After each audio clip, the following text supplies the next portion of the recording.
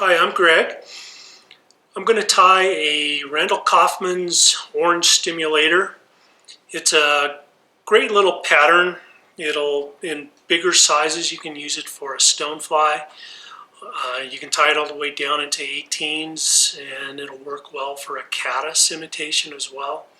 I like playing around with the different colors. Orange is probably the best selling color that's out there, but you could tie them in yellows, tans, greens, whatever you'd like. So just kind of alter this to whatever you're going to be fishing. The hook is a 200R. We're going to be tying on a size 12. The thread I'm going to mount on there is some Unithread 8/0 in this fire orange. You could also use 6/0 as well. We're going to put in a little piece of wire, and this is some Lagerton Fine Gold. The dubbing is an Antron blend. So the Antron is really bright and shiny. The color we're going to use today is this fluorescent fire orange. There's going to be also some elk hair. We're going to use that for the tail itself and then also for the wing. So just some natural yearling elk works very well. And then two colors of actual hackle. We're going to be using some brown hackle for the back part of the fly, and then also some grizzly for up through the thorax. So we'll get started here. Usually I mount my thread, maybe not at the 50% point, but up front of that, maybe about 60%. We'll get this started.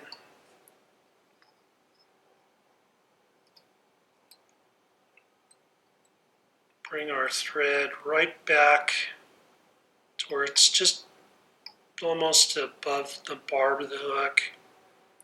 What I'm going to do is make just a slight little ball here of thread. You could also use some dubbing here to accomplish this. What I've done is I've cut and stacked some elk hair. I'm just going to, this is going to be our tail. Tail's going to be about the length of the gap of the hook, or maybe just a pinch longer. So once I decide where I want that, I'm going to go ahead and make a couple soft wraps, and then I'm going to tighten that up.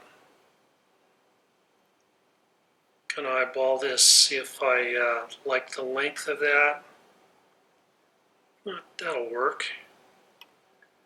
And then I'm just going to kind of lightly wrap up, back up to about that 60% point of the hook. Lift all this hair up and trim that out.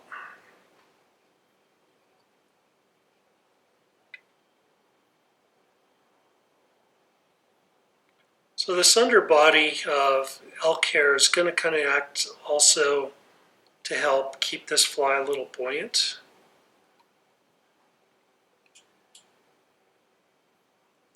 So these wraps aren't super tight.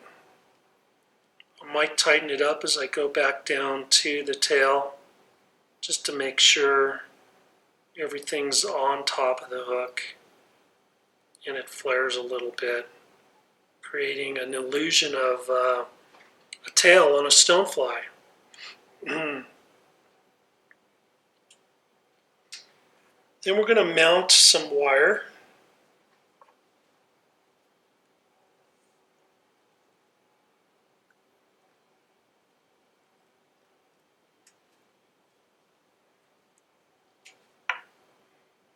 I'm going to just lay that perpendicular to my hook shank, make a wrap just to get it on and pull it to length so it's not jutting out over my tie-in point.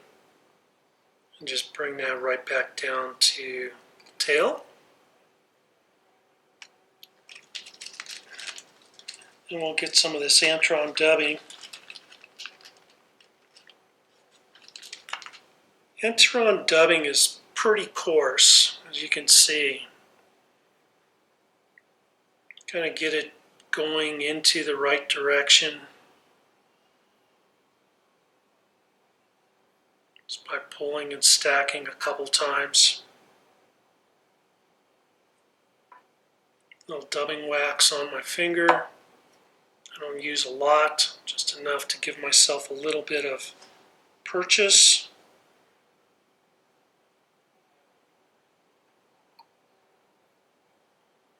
Spin this on.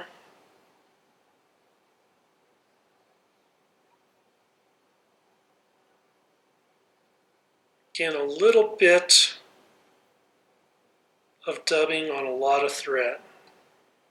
If you have trouble with your dubbing, that's the key. Bring this right back to base of the tail. Then I'll just dub this forward.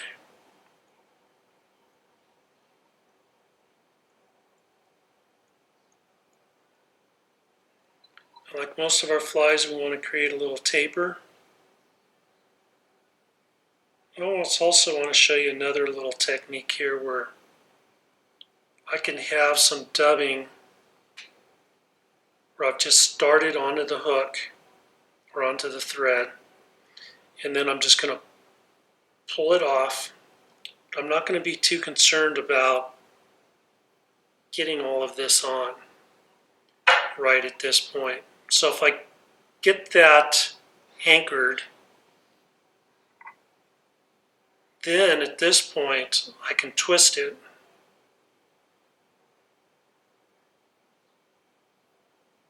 and make a dubbing loop as well. Sometimes as you do that, you might have to apply a little bit more pressure on there or twist the dubbing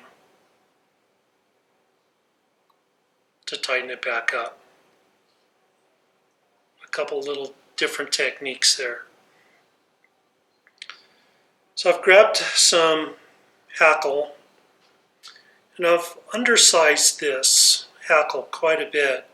So if this is size 12, I don't want to pick a dubbing that's going to be the entire hook gap or a little longer like we would on most flies for this back section. I'm going to bring my thread forward, kind of make a little thread base for this part of the fly. You can put your hackle in just like you do your wire. Get that trapped. And then I've also have a little bit of bare hackle here so that my first wrap or half a wrap of hackle, the hackle doesn't actually start to splay off the stem. What I'm going to do is I'm just going to wrap this backwards to the tail. Then I'm going to grab my wire that I tied in, make a wrap, and tie that hackle in. So now that this piece is tied in. Now, to advance my wire, what I'm going to do is just exit through all those wraps of hackle. And if you go fast, you're not going to trap any of the hackle down. Then I can just tie this off and we're done.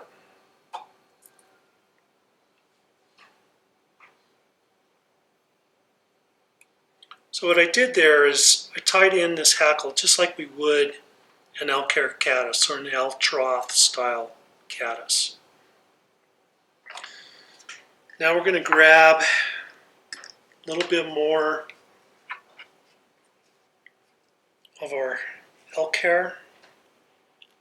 I'm going to do a little bit more for this because this is going to be our wing. It's a pretty good sized fly, so I'm going to start off with a chunk about that big. Going to clean it. So with my dubbing brush, or I should say my hair brush, go through, get all that under fur out, any little small tips. Then I'm going to stack this.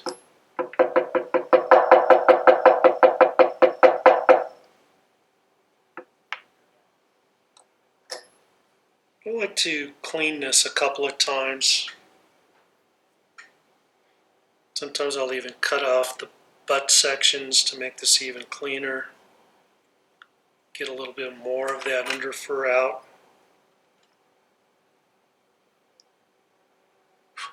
Restack this.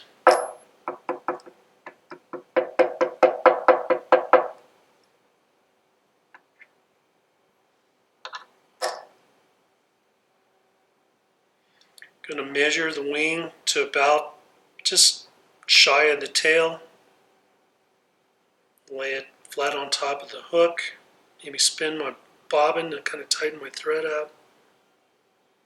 Do a couple wraps. Tighten this up. I'm going to pick my butts up here. Just kind of go through those. Just ensuring that everything is tied in nice and tight.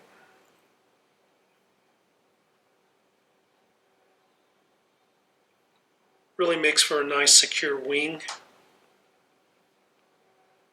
I'm going to separate the butts from my wing. Come in, cut that out. Then I'm going to come in with my thread and just kind of clean up that cutout point. Also going to bring my thread up onto the body a little bit. That way I'm not creating any gaps in my fly between the thorax and the abdomen. At this point, if you want, you can go in with your thumbnail, kind of spread out the wing. This is a stonefly, and those wings are more flat. They're not tent-shaped like on a caddis. And what I'm looking for is I'm making sure that my hair hasn't creeped over on the side of the body on either side, so it'll just look better when it's done. Then we're going to grab some hackle, some grizzly. And you can see I've stripped off some barbs off the stem. Basically, I'm going to tie this in on my side so that that stem goes right up to the back of the eye of the hook here. So I don't want to crowd my eye.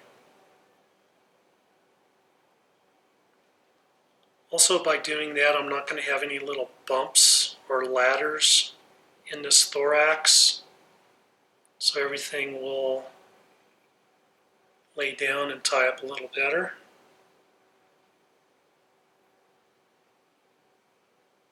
Apply a little bit more dubbing.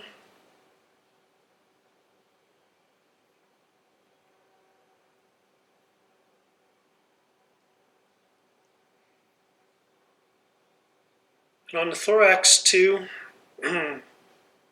what I've done with this hackle is I've undersized this a little bit too, because as I wrap this on top of this bigger body, we want it to come down to about the tip of the barb of the hook.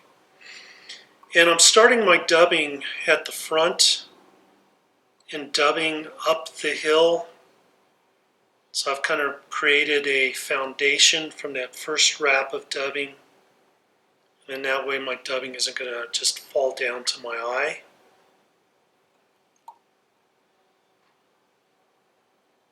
Come right back down, keep everything nice and smooth.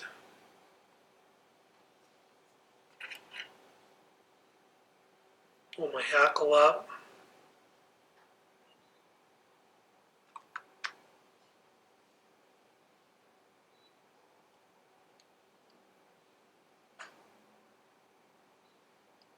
And I'm just going to wrap this right through the thorax. You can leave a few gaps in between the wraps so that that orange thorax shows through, or you can make it as tight as you want. I figure if you have a little bit more hackle, it's going to float a little better.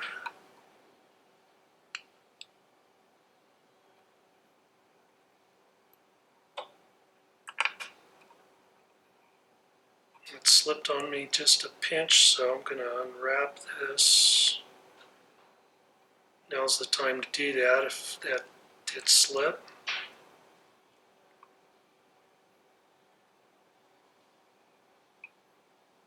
And redo that.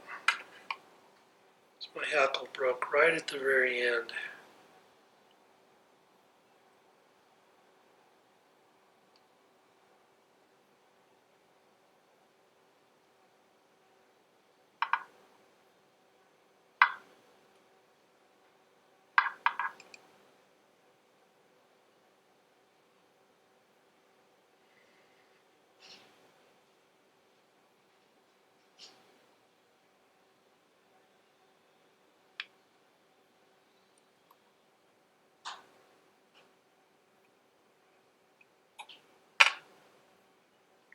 Got plenty of room to make my head.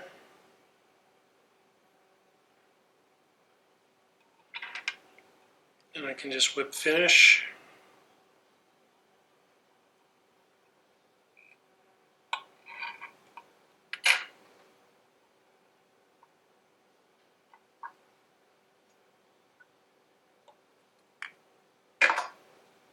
Never hurts to put a little bit of head cement on your flies. A little bit more durable.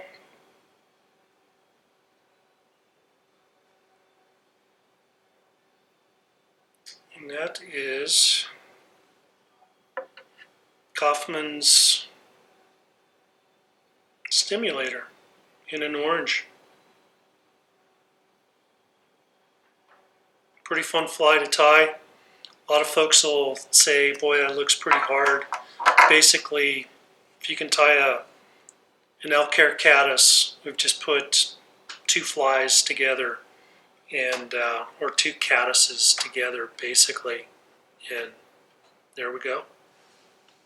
Enjoy.